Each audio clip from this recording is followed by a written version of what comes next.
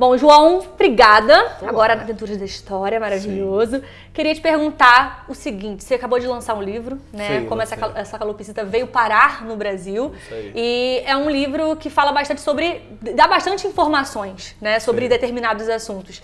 Nessa era que a gente está vivendo de bastante fake news, assim, isso te inspirou para você fazer esse livro? Eu escrevi esse livro com coisas que sempre me atravessaram na minha vida. Sempre foram questões que, de certa forma, se relacionavam com o meu dia a dia, com o meu cotidiano. E eu sempre fui uma pessoa que me informei muito sobre tudo. E desde quando eu estava dentro da sala de aula, conversando com os meus alunos, era uma coisa que eu falava muito, que é busca informação de onde vocês estão tirando o que vocês estão falando. Busca informação. Acho que informação é o principal pra gente saber e falar em notícias que sejam de fato verdadeiras, assim. Porque às vezes a gente olha lá, manchete do jornal, a gente pega uma coisa que é uma montagem, fulano que te manda no grupo, aí você fala, olha isso aqui está acontecendo, mas a gente vai atrás da informação. E eu acho que é importante a gente ir atrás da informação, saber quem está falando, de onde está falando, pra gente poder reproduzir isso logo depois, assim. Não adianta a gente se informar por um negócio e falar, meu Deus, postaram isso aqui, olha só, e mandar pra alguém. Não dá pra fazer isso, porque isso fez com que muitas coisas acontecessem, assim, né? A gente fez... Que a gente vai tentar mudar esse ano. Exato, né? Isso fez com que elegesse um presidente. Isso que eu falo. Que é um presidente que durante a pandemia, por exemplo, não se importou com a saúde pública, que não se importou com a educação. Então, a gente tem que se informar. Acho que se informar é o principal ponto pra gente poder fazer isso. E durante esse processo de escrita do livro, eu falei, eu quero pegar um capítulo para eu discutir e conversar sobre negacionismo, sobre fake news. Porque, por exemplo, a gente está aqui em 2022 e a gente tem pessoas que acreditam que a Terra é plana. Verdade. Tem gente que não toma vacina.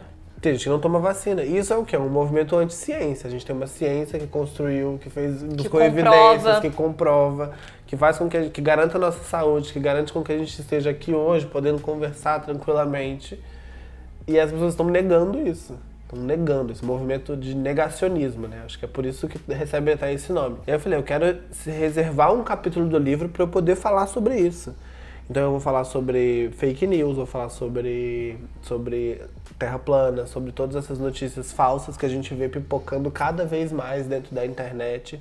E aí entender a internet também não só como esse veículo que a gente acha que é um veículo sem lei, eu posso falar o que eu quiser, mas não, a internet é muito... ela é um espaço muito interessante se a gente construir ele com responsabilidade, sabe? Que influencia muito, Sem dúvida, sem dúvida. Agora, na verdade, esse livro é uma luz no fim do túnel, né? Pra era que a gente vive. Mas ser professor te influenciou também a escrever esse livro? Ter contato ali na sala de aula, da educação? Com certeza. Eu acho que eu tentei transformar o livro como uma grande aula mesmo, sabe? Uma aula do que eu gosto de falar, das referências de série, de filme, de música, de transformar a geografia e de transformar esse conhecimento de uma forma divertida, de trazer isso para próximo da nossa realidade. Não adiantava nada eu chegar dentro da sala de aula e falar, porque a África não é um país, a África é um continente. Todo mundo, internalizar que não é e pronto, e não entender o porquê, né? Sabe? Então, eu fui pegando todas essas referências que eu fui, né, juntando junto a mim durante esse período que eu trabalhei dentro da escola e falei, vou transformar isso num conteúdo que seja divertido, que seja legal, que seja crítico, que seja informativo, que seja de verdade, que seja com fontes confiáveis. E aí aconteceu isso. E aí aconteceu esse livro aí. Agora você falou também sobre o lance da África, né? Que é uma coisa muito importante as pessoas saberem o porquê disso. Eu queria te perguntar como é que as pessoas podem abordar isso em sala de aula, né? Porque não é só esse tema que você traz no seu livro, tem outras coisas que você ensina também, mas como que os professores podem abordar isso em sala de aula? Tem um exercício que eu fazia muito, toda vez que eu introduzia o conteúdo de África no 8º ano do ensino fundamental, que é onde a gente começa a introduzir isso, eu colocava uma atividade simples, acho que todo professor no mundo já fez isso, que é fazer um brainstormzão, assim. Colocava a palavra no quadro e... ia puxando. O que você acha que é? Vai, me fala. Vitória me fala, Pietra me fala, vai falando o que vocês acham que é, não sei o quê. E aí, quando eu colocava a palavra África, sempre vinha animais, fome e país. Por quê? Porque a gente tem essa ideia de que a África é uma coisa só. Tanto que os africanos, eles são assim, todos são iguais, assim, a mesma característica. A gente acha que todo mundo tem a mesma característica física, que fala a mesma língua, que vive no mesmo lugar. Mas não, a África é um continente, e dentro desse continente tem de vários países, com culturas diferentes, com línguas diferentes, pessoas diferentes. E uma coisa que eu fazia, que era muito legal, que eu pegava, por exemplo, fotos de grandes centros urbanos e mostrava para os meus alunos. E eu falava, você acha que essa cidade é aonde? Aí a pessoa sempre falava, é São Paulo, é Paris, é Londres. Mas na verdade era Luanda, por exemplo, sabe? Era uma capital de um país africano. E de entender que na África tem tecnologia, tem muitos problemas? Tem sim. Mas por conta de uma colonização, por conta de um histórico, assim, né? Então, mas que tem muita coisa acontecendo naquele continente e que a gente tem que quebrar essa ideia mesmo, de que é uma coisa só. Isso é bem possível. E é buscar informação. Como que eu posso abordar isso na minha sala de aula? Tem inúmeros conteúdos, informações. Meu livro como tá livro, aí. isso que eu ia falar. Como pegar o seu livro e levar pra sala de aula. Aí, podem ficar à vontade. Tá? É isso. E, inclusive, também o livro fala sobre outros assuntos bem importantes também, né? Eu queria te perguntar se você topa aí, né, fazer um outro livro com essa mesma pegada. Não só topo como quero, né? Acho que é uma vontade mesmo, assim. Como eu te falei, eu acho que o livro foi um desejo que me surgiu, mas que eu achava que não ia rolar muito, e aí rolou. Foi bom, foi receptivo, as pessoas gostaram, e eu quero muito poder continuar falando sobre isso, porque eu não encerro discussão nenhuma no meu livro. Você deixa pra pessoa pensar. Não tem é isso. Eu não te falo em momento algum, olha, é isso. A única coisa que no momento que eu falo é pra você, a Terra não é plana mesmo. Tá provado, é isso. A Terra não é plana mesmo e vacina funciona, sabe? Fatos. Porque são fatos, né? Contra fatos não há o que você ficar falando, mas eu acho isso, eu acho aquilo. Eu te mostro as evidências de que a Terra não é plana. Porque tem muitas ideias minhas que ficaram de fora nesse livro. Que ele é um livro com 10 capítulos. Cada capítulo fala sobre determinado assunto, mas eu não queria falar só sobre 10 assuntos, né? Porque eu fiz essa opção de escolher para que, né, a gente tivesse uma unidade, que o livro tivesse essa certa coerência e tal. Mas tem muitos outros assuntos que eu quero poder abordar futuramente num próximo livro. Assim. Então podemos esperar, Pode esperar que vai Como vir essa aí. coluna veio parar no Brasil 2.0. Não sei se é esse título.